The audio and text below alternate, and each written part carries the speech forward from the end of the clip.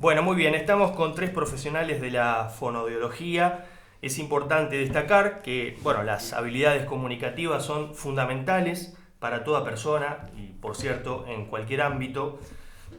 Por ello, creo que es indispensable la labor de los profesionales de la fonoaudiología. ¿Cómo les va? Gracias por estar Hola, buenas conmigo tardes. acá. Hola, buenas tardes. Bueno, si les pido que se vayan diciendo los Bárbaro. nombres, la identidad de cada una y la profesión, así. Yo soy Cristina Casaleño, fonoaudióloga. Estamos acá dentro de la institución que dirigimos y coordinamos, que es CEFIR, Centro Integral de Fonoaudiología de Rosario. Bien, mi nombre es Judith Ábalos, soy también fonoaudióloga, también miembro de CEFIR y dentro de CEFIR también soy la directora del Servicio de Apoyo a la Integración Escolar. Bien. Hola, yo soy Ivana Diver, licenciada en fonoaudiología, especialista en discapacidad y también soy parte de CEFIR. Bien, ¿cuáles son las áreas de incumbencia de la fonoaudiología? Bueno, hago un breve resumen de CEFIR. Nosotros hace 12 años que estamos trabajando acá como institución y justamente se llama Centro Integral de Fonoaudiología porque abarcamos todas las áreas de la fonoaudiología en niños, adolescentes y adultos y trabajamos con trastornos del habla, de la voz, de la comunicación, de la audición y trastornos estomatognáticos, que serían toda la parte de respiración, de eglución, todo el trabajo que hacemos con los ortodoncistas en ayuda con todas las dificultades en la oclusión. Ujú. No sé La parte de discapacidad y toda la parte del acompañamiento en las escuelas o en la cuestión escolar en niños que tienen alguna necesidad concreta para ser acompañados y apoyados durante su cursado en la escuela primaria y secundaria. Claro, es importante destacar que no es solo el trabajo del fonoaudiólogo, la fonoaudióloga no se resume solo en el aspecto lingüístico, sino que hay otros aspectos también, ¿no? Sí, es muy amplio. Ujú. Es muy Es amplio. decir, todo lo que afecte la comunicación humana, o sea, que puede ser a partir de una problemática, puede ser en la voz, en el habla, en el lenguaje, en la comprensión. Es decir, todo lo que afecta a esa persona, poder comunicarse con otros y por eso la incumbencia es amplia, Claro, pero va básicamente a eso, bien. problemas de comunicación. Y respecto a la población infantil, si hay muchos chicos y muchas chicas, niños o niñas con dificultades en el aspecto lingüístico?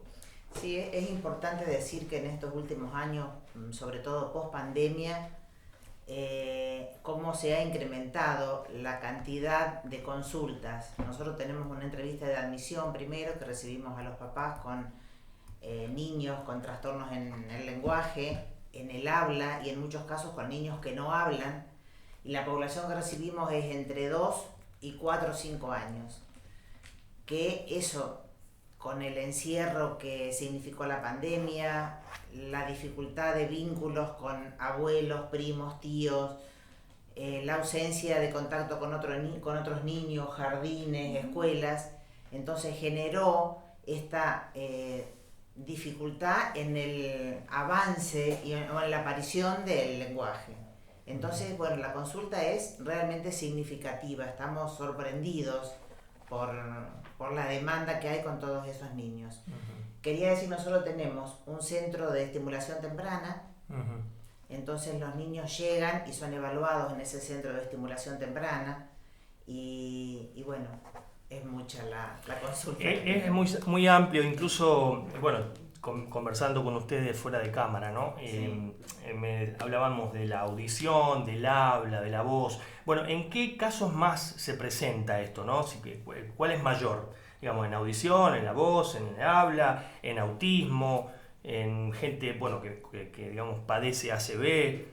Depende de la edad, Ajá. porque por ejemplo, si vos tenés en adultos, hay muchos problemas de la voz que tienen que ver con cuestiones profesionales, personas que utilizan su voz como herramienta de trabajo. En adultos mayores y no tan mayores puede haber en casos de ACV donde ahí se ve afectado seriamente el lenguaje y entonces tener una problemática en la comunicación. Las disfagias. Claro, las disfagias también en adultos. pero si vos después te vas a edades menores, ya entonces cambia un poco y es la problemática en los muy chiquititos, como decía Cristina, es esto de la dificultad en el lenguaje o la ausencia del lenguaje, y entonces ahí viene descartar por qué ese problema del lenguaje, cuál es la patología, la problemática de base, o si hay algún problema de autismo, que bueno, eso te va a explicar mejor ella que se especializa en eso, pero va a depender un poco la edad. Claro.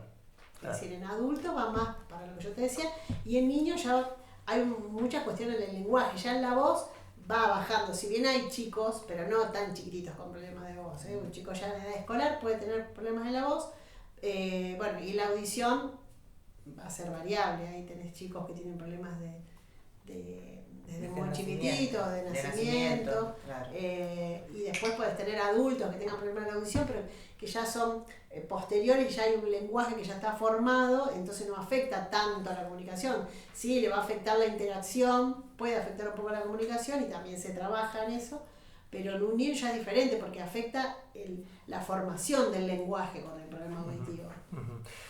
A veces desde los medios de comunicación se dan a conocer términos y no se explica mucho. Que mucho, por ejemplo, he escuchado y he leído dislexia. El término dislexia, ¿a qué refiere? A la dificultad en la lectura.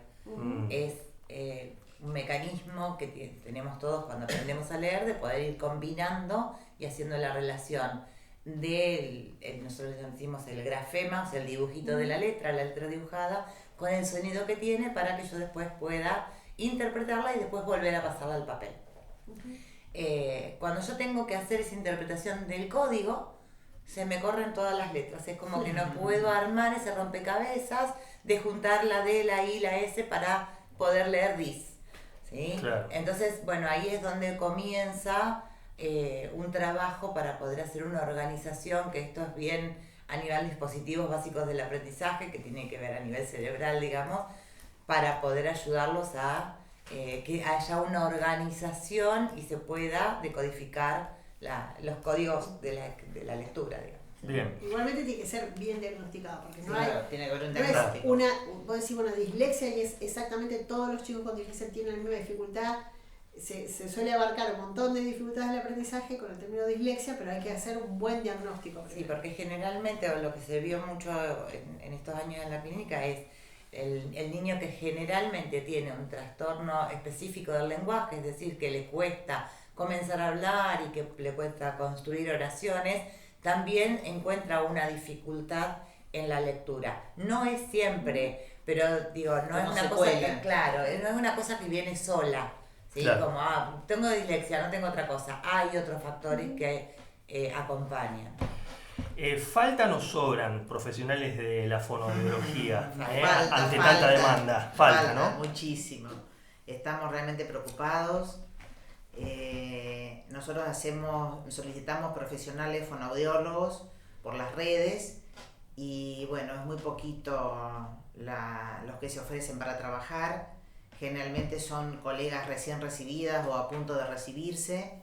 Estamos preocupados. Tendríamos que hacer más averiguación en la facultad a ver qué pasa, pero lo que yo he recogido es que se reciban menos cantidad de fonoaudiólogos y hay muchísimo trabajo. Así que es una carrera como para que se pongan a estudiar, hay mucho para hacer en el área de la fonoaudiología. Sí, también otra de las cosas es en la época que tuvimos de pandemia, como mermó mucho el trabajo, que nuestro trabajo sí o sí es presencial. Se pueden hacer algunas cosas, sí, virtuales, pero siempre el cuerpo a cuerpo es mejor. Muchos profesionales han vuelto a sus pueblos a vivir en sus casas, digamos, porque también había muy poco trabajo y era difícil sostenerse alquilando y demás en la época de pandemia. Pero sí, la realidad es que desde el Colegio de Fonoaudiólogos nos han dicho que se matriculan en un tercio de lo que hace unos años, o sea, muy poca gente.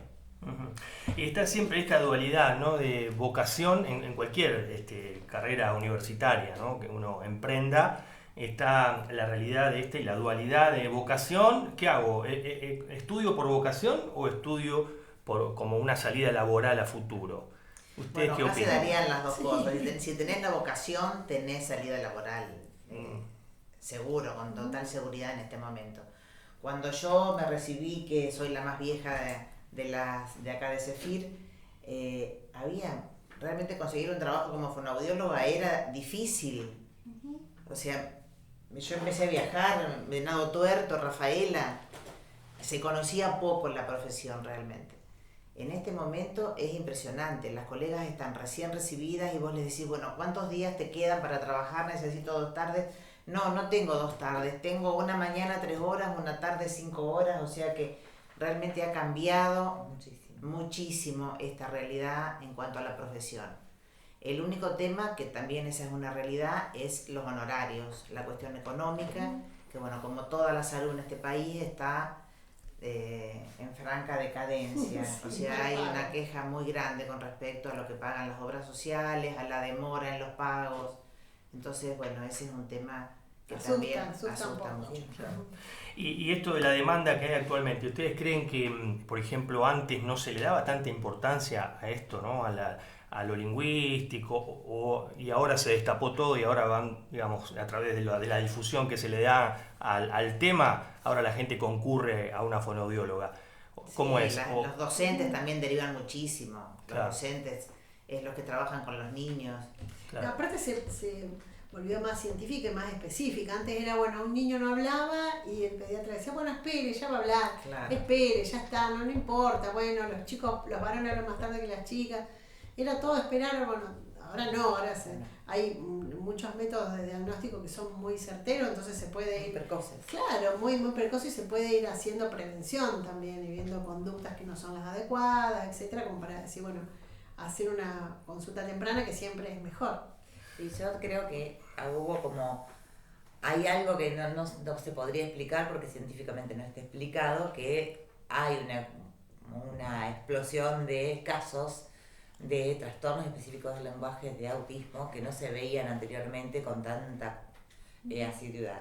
Y también esto sumado a la necesidad de fonoaudiología, y sumado a que en fonoaudiología necesitaría más una cuestión de poder hacer especialidades, poder tener especialidades, porque son muchos los ámbitos que abarca. Y una sola profesional no podría abarcar todo: audiología, el habla, el lenguaje, todas las relaciones hasta patognáticas. Entonces, sería bueno que eso se empezara a trabajar en algún momento para tener la especialidad. Sí. En grado, no de posgrado, porque posgrado los valores son impagables. Para una persona que recién se recibe, formarse por fuera de la facultad es realmente muy oneroso. Entonces, de todas maneras, pregrado. Todas las colegas, y en mi caso también yo, nos hemos ido formando, especializando en un área. Claro. O sea, la misma profesión te va llevando por algún caminito que te hace que te guste más los niños, la audiología, la voz, trabajar con adultos. Hay gente que trabaja con DeFi que es únicamente con adultos, o sea que depende de las características de cada uno, también va eligiendo un rumbo y una especialización, pero es posterior a la carrera de grado. Ahora sí. Bueno, muchas gracias, muy amables. Gracias a Bueno, vos. gracias a vos.